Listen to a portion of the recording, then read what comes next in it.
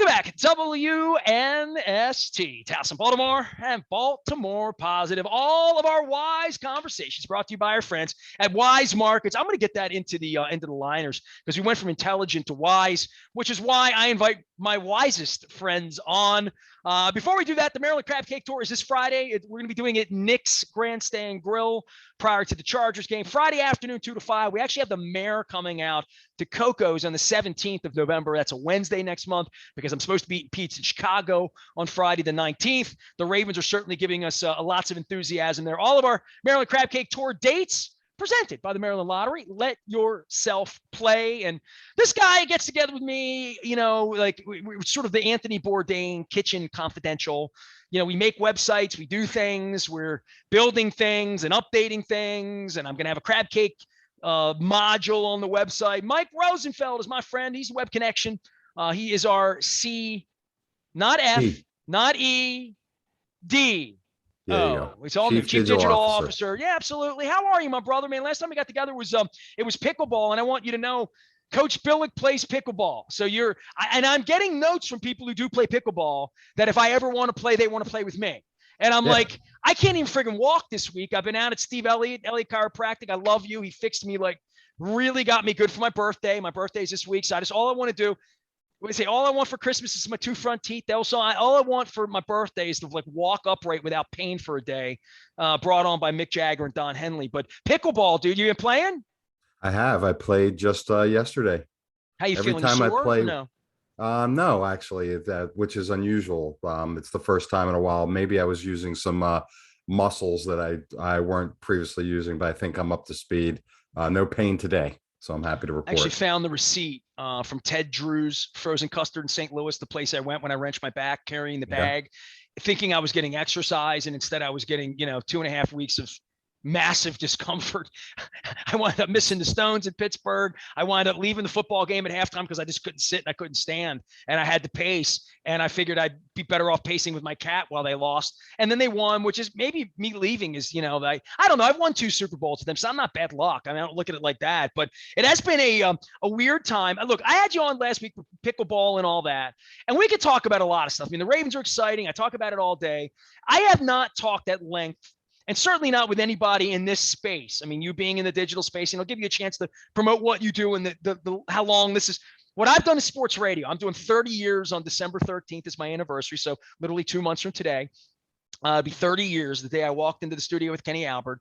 And you've been at this almost that long. I remember Dave Goldsmith was the first person that gave me lessons over in Pikesville as to what the World Wide Web was when I started going to concerts and seeing this dot something, and I'm figuring all that out to where we are now, where 60 Minutes is investigating Facebook. I participate in Facebook. I'm not a quit Facebook guy, but there's some nefarious MFers, and there needs to be. This is Orwellian. I don't think anybody ever saw an ass clown like Trump running the world the way he did for 4 years. But the safety of and sanctity of people, elections, ideologies, real fake news, lies, not fake news, lies, and being funded by the Russian government to throw elections. I mean, the stuff that went on with Cambridge Analytica, I can't believe people aren't in prison. But this latest round of mind manipulation and how they're using ads, and how if I say Fudge Pops right now, Fudge Pops will show up on my Facebook thread in 5 minutes, hopefully from Wise Markets. I don't think Royal Farm sells them, but you know where I'm at. And I want to know what you're thinking. I mean, you're all, because I wonder this stuff about sports wagering and fixed games and stuff that changes in the landscape. Man, nothing's changed the world like this device. I have an FCC license, dude. The shit that I've seen on Facebook and those places over the last 5 years in regard to clearly hateful, fascist, lie, all of that is stuff that they would have never given me an FCC, like the federal government. The regulation part of this is beyond. They're never going to put that genie back in the bottle. But in the meantime, who's the police on this, dude? What do you think when you see this Facebook stuff on 60 Minutes? Well, Uh, we've seen it coming. So a lot of things are swimming in my head right now after you said that. The first is that there's always been criminals, people who are up to no good as long as human beings have been walking the earth. So you give those type of people an opportunity to do their dirty deeds, and they'll do it. Do their Ocean's 11 in whatever what pickpockety way it does that doesn't take a gun, right? This is crime that is, I mean, clearly the web. Every time I put my name or my Visa or my encrypt, like all of those things that a guy like you does for a business like mine to keep me safe and running, right? And you're doing it literally right now in regard to some switching over we're doing where you're making sure I'm protected to some degree. Right. But this is different. This is like a whole different level of Facebook's just a place I go. And then you get hacked, right? Your friend gets hacked and you get sent some weird video on because you participated in some contest that was a Candy Lane game and pick your favorite this or your like all of that ish 10 years ago was, I mean, so obvious to me a phishing scam. Like that's what we would call it. And I mean fishing with a PH, not the fish they sell over at Fadley's. Right. Well, look, let's take a couple steps back for when we were, younger, middle, high school, graduating high school. How old are you, I mean, by the way? And how did you get into this? Did you go to some? I went to a computer nerd class with Get One, Take 20, the punch cards. Like, I got taught that, and I thought, the Terps are more fun. The Orioles are yeah. more fun. I just went in a different direction, but I wish I would have nerded it up a little bit. Were you that nerd? No, I was, if I was, I would say I was, but I'm an entrepreneur. I owned a couple of retail locations. I went back to school at night to get my MBA, and I took a class called Internet and Business in 1995. And I was like, what is this all about? And oh man, that's like Al Gore cutting edge, right? Like you were on the front of it, right? yeah. And literally during that class, I started my firm.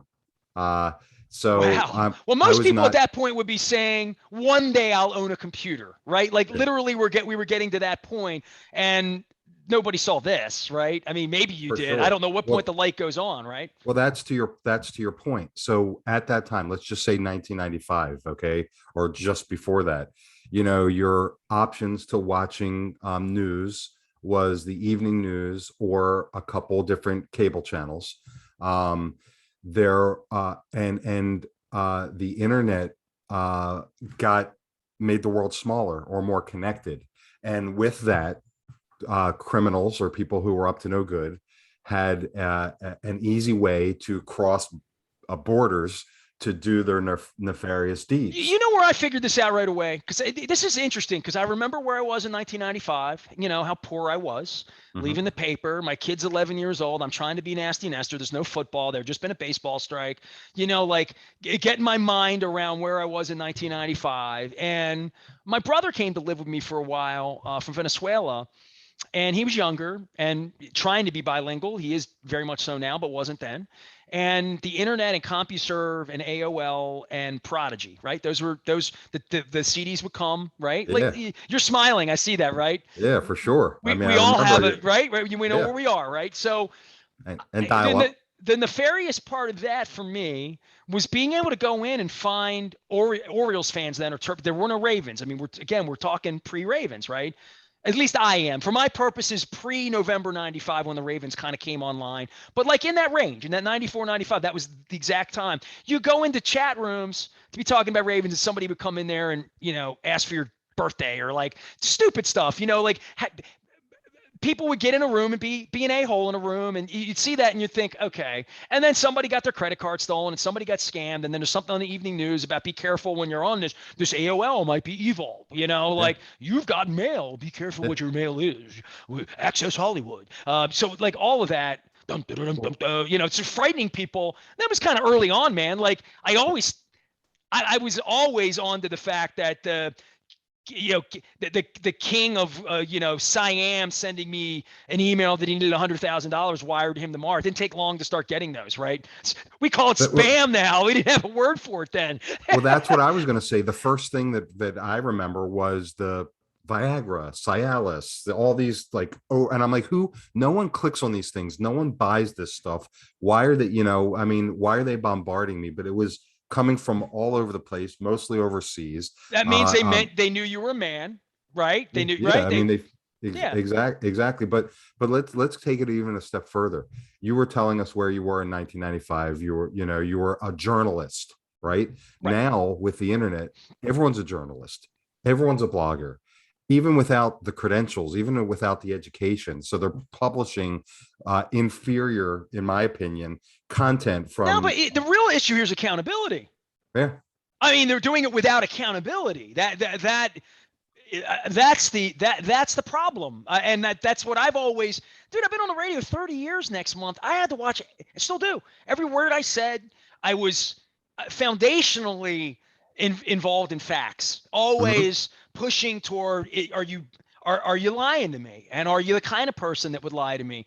I mean, I had Coach Billick on this week. We've been friends for 24 years, despite differences politically, size wise. We have a good time together or whatever. But I talked to him this week about like all this John Gruden stuff and emails and her emails. And now what the league is doing to decide that they're going to make John Gruden the bad guy. And apparently Adam Schefter's now involved, as we go to press with this, they're taking down people with emails that were written in 2016, not for right or wrong. I mean, Gruden should never have been hired to begin with. So I'm not on that, but it is getting a little witch hunty in that way from what they're going through. And all of these organizations now for information and what is said and what is believed.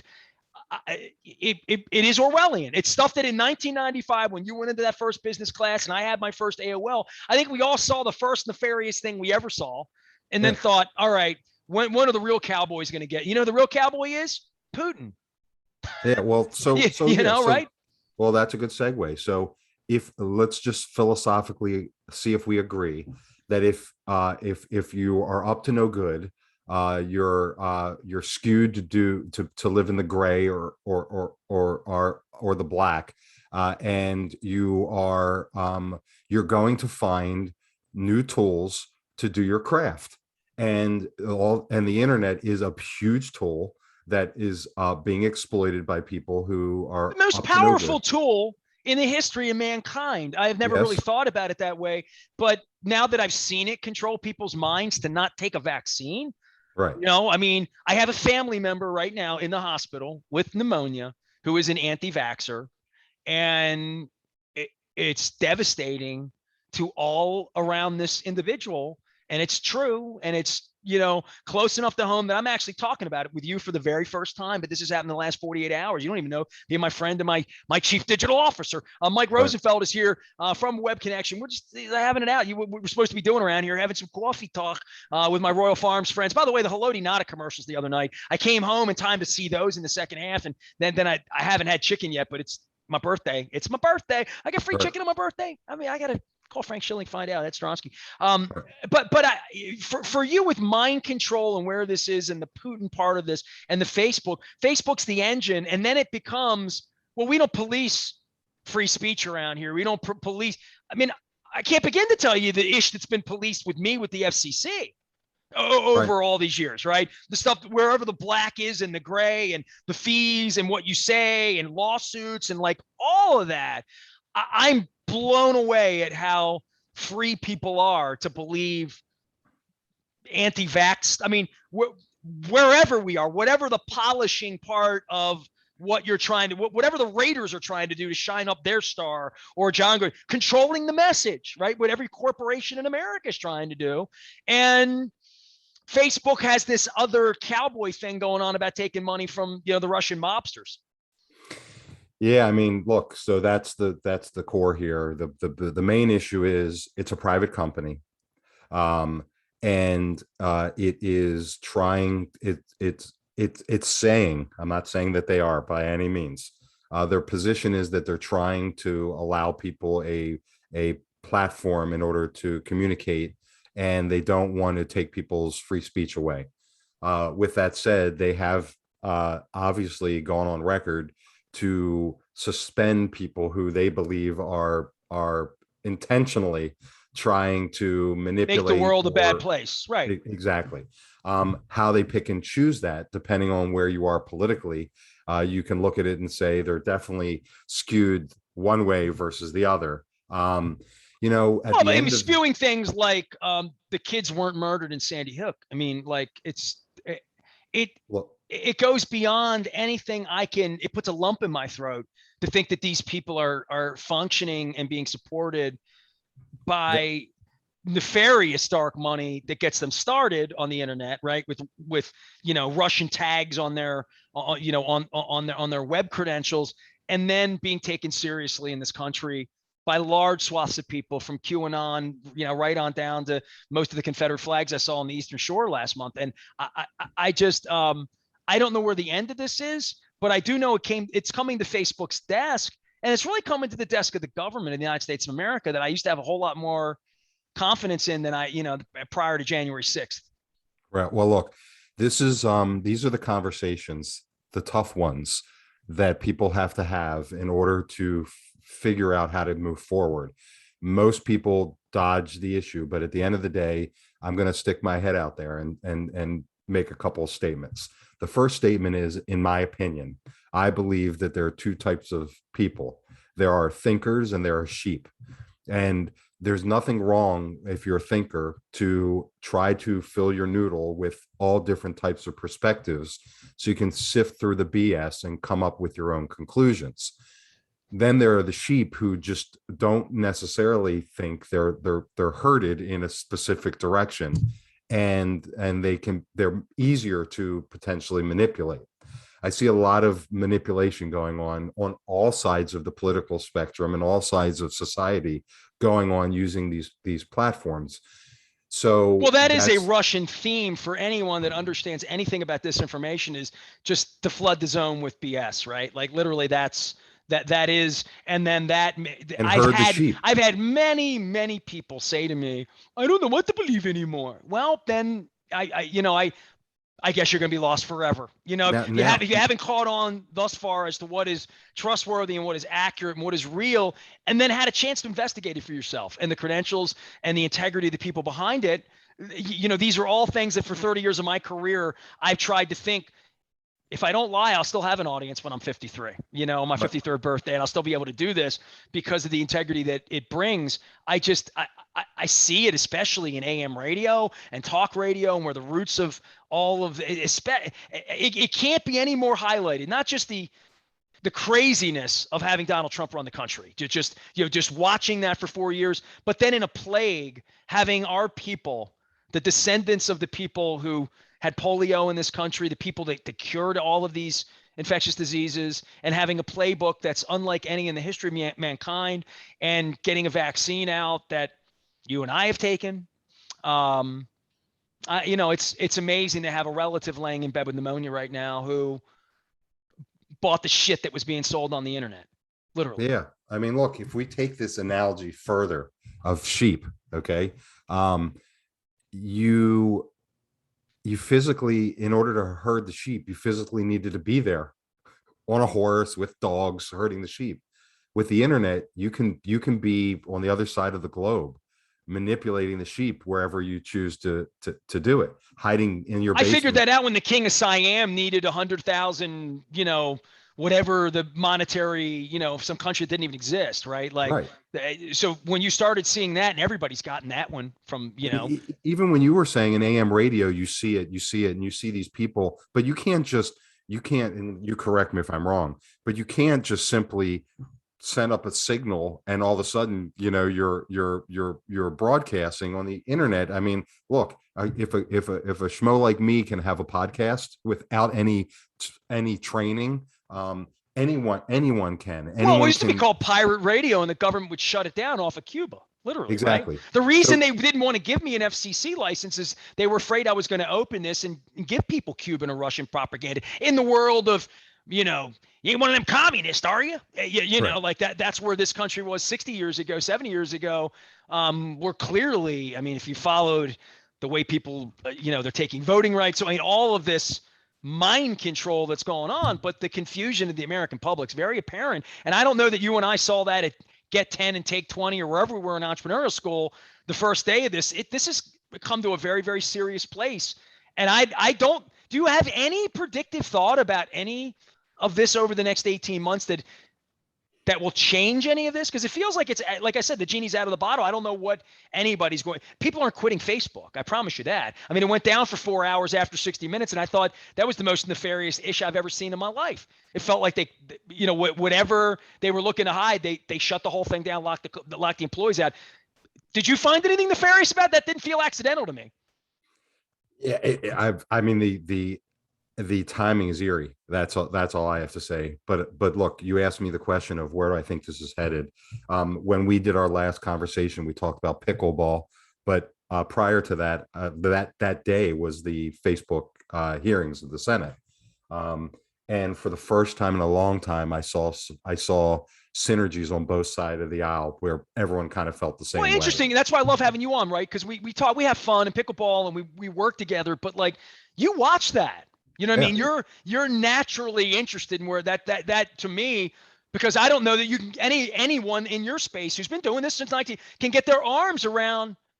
Well, what are we going to do about this? This algorithm robotic thing that makes hatred more popular on the internet, or more addictive, or more sells more ads, because that's really where this was, right? And the issue, basically, for those who haven't been following it as closely, and I'm going to just try to explain it in the easiest way possible, is Facebook internally did research and determined that what they were doing specifically on Instagram for middle school aged and high school aged women was damaging, and knowing that, they did nothing about it.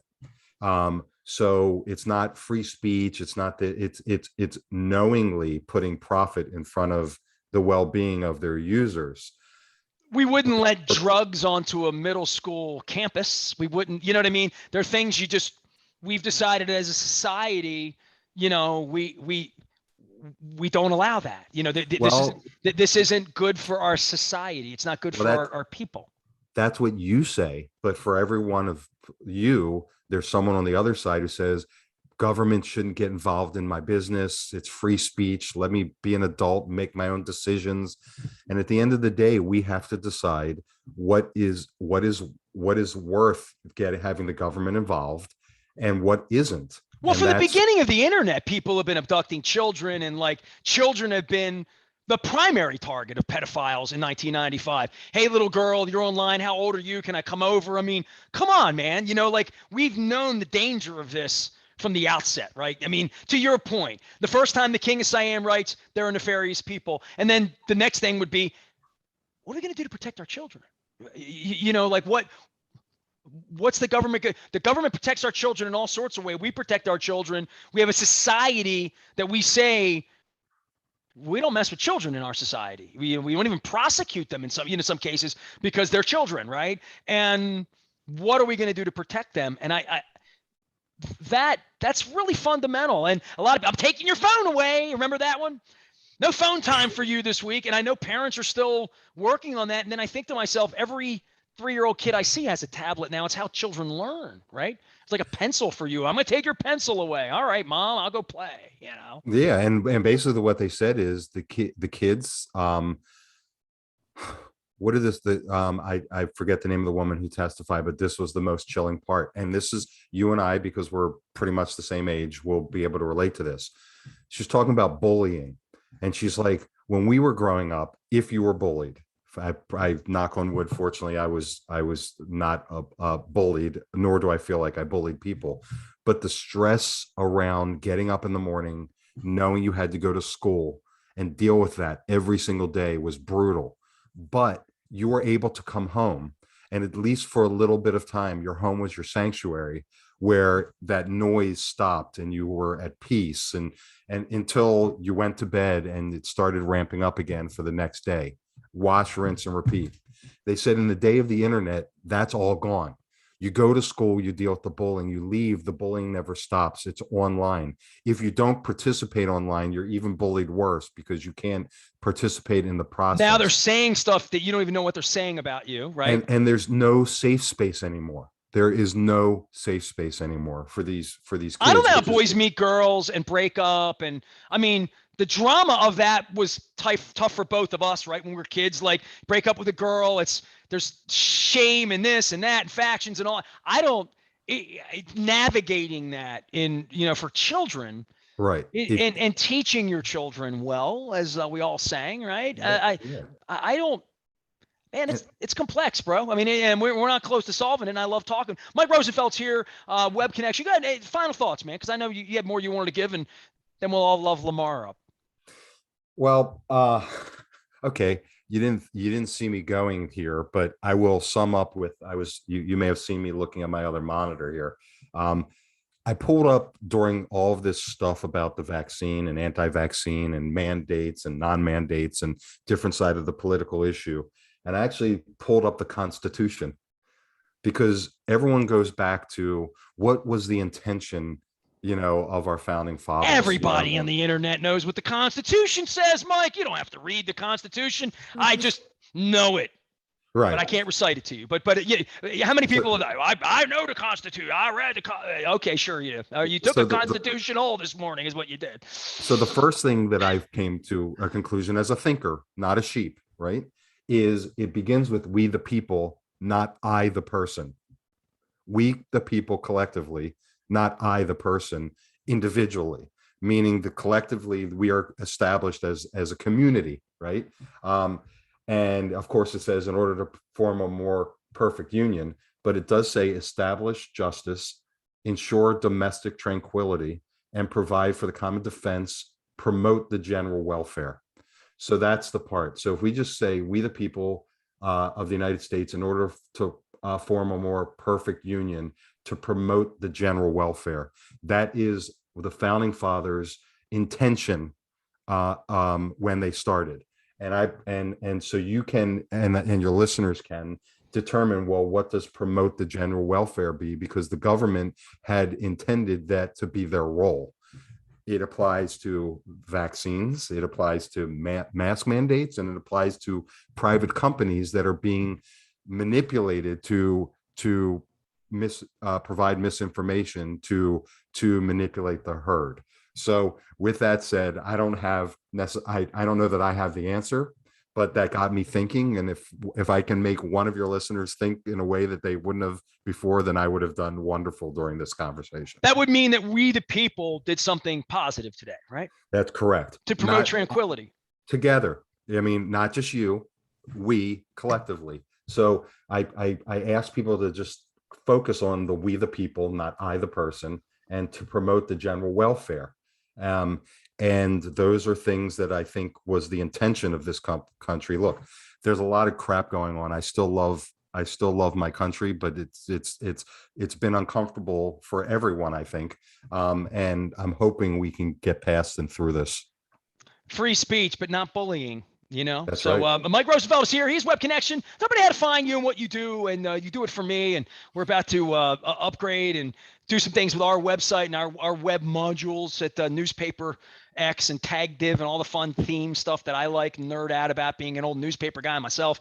What do you do on a daily basis to help people here locally? And we talk about trust and Facebook. Hey, Mike, I got my place. I need Facebook. I need to be out on social media, right? I mean, people reach you with all sorts of things because they understand the internet does power the world right now, right? Yeah, I mean, really the good segue. I mean, I work with small to middle-sized business owners typically, or executives who recognize that the web, whether it's an app, their website, social media, online marketing, should be filling the funnel with opportunities and helping them grow, but they don't have anyone who knows what they're doing inside the organization. And they're too small to hire someone full-time. So they hire me on a fractional basis, very affordable. And we give them all of our clients have stayed for years. So we provide a return on the investment in us to provide that digital leadership. So, we're working together, you and I, you're doing a great job. You're providing content but you want to win, right? And that Sure. You can only go so far on your own. This is the hardest thing for me. I sign new sponsors up like Wise Markets and Lottery, and I'm like, I'm not trying to get everybody to listen, right? I mean, to some degree, all the likes and to have every engagement on Facebook, I learned what a toilet that becomes. You know what I mean? So to some degree, it's changed marketing, because it used to be bigger, better. I need to sell every pizza to every person. In this space, maybe not. Maybe not everybody's my customer. I Right. remember seeing that with U2 when they made a new album. They're like, look, man, like it would be nice to say we want to make music for everybody, but like that'd be disingenuous to what we're about. You know what I mean? Like Mhm. what I'm doing is different than just sports and like that. And people have moved and I think for what Facebook has done in I guess to end this, I just don't know who plays police for it, right? Like I had never really we were kids. Remember 8 a.m. on Saturday morning, the Super Friends would come on, the Hall of Justice, right? Yeah. Right. Who's playing Commissioner Gordon? Literally. I mean that's the toughest thing in all of this is that when I say the genie's out of the bottle, that's the thing that worries me the most is that Well, there's no real quick, police. Nestor, you just kind of answered your own question, at least of eliminating one person, one group that's the police. What we learned last week with the testimony on the Senate is the police cannot be Facebook themselves, because when they did their own internal research and found how damaging things were and chose not to do anything about it, they eliminated themselves from being able to self-police themselves. And I think that that's what's important. So someone else has to do it if they're unable to do it themselves. And don't get me wrong, it's very difficult for a behemoth company to self-police themselves, but they have to. You talked about the NFL. It's going to come out. How long did they know that this stuff was out there? Things are trickling out. So how well did the NFL self-police themselves? And every organization has to deal with that. But Well, it's a cover your ass moment when your running back punches his wife in a glass elevator and you get a film of it, yeah, right? I mean, it's a crisis management issue that Facebook's never seen it as a crisis. yeah, You know what I mean? Like that there's no crisis for them, and there's no it's consequences, man. Like, right? yeah, Consequences. yeah. Believe me. So I look. I love this conversation. This is big stuff. It's not easy to answer. It's for the thinkers who challenge themselves, not the sheep, to figure out the best way to do it. I have a sense that the government's finally going to get involved. There's going to be a lot of people who are like, get out of the way. That's not your role. But the company And then you're going to itself, say that's not my kid. That wasn't your kid that was killed or bullied. Is what yeah. you're going to say. And I'm going to ask people once again to read just the first paragraph of the Constitution and We the come up people. with. Yes, correct. All right, man. That's we, Mike Rosenfeld and I together. He's a web connection. We do this once in a while. I get together every couple of weeks and talk about the world and stuff like that. I do that with all my sponsors and partners and friends because they're kind of one and the same at this point. Big appreciation to our friends at Wise Markets for providing these wise conversations. Maryland Crab Cake Tour makes its way to Nick's Grandstand Grill. At some point, dude, you're going to have to come back and have a crab cake with me, right? I mean, one of these Fridays, right? I'd love it. I'd love it. So I'm bringing Leonard Raskin's joining me this week with his son, who plays in the other Ohio State band, not the one that did the Rush thing at halftime, but he's going to come out with the saxophone. So we're going to have fun. And we're going to make this a neighborhood thing. It's all presented by the Maryland Lottery. Let yourself play. I'll be playing along. The Ravens will be playing at 1 o'clock on Sunday. All of our WNST Ravens coverage at BaltimorePositive.com, led by my pal Luke Jones. And we did it in the aftermath all night long Monday night, talking about Lamar's greatness. Will be added this week, San Diego, Cincinnati, the whole deal. And by the way, the mayor is part of the Maryland Crab Cake Tour on the 17th of November. Will be at Coco's Grill with that. I'm going to have a whole schedule coming out. I'm trying to work it all out on Fridays and travel days and Ravens games and Miami games and all that other stuff. Now that we know the Ravens are going to the Super Bowl. I am Nestor. We are WNST, AM 1570, Towson, Baltimore. My back never stops hurting, and we never stop talking Baltimore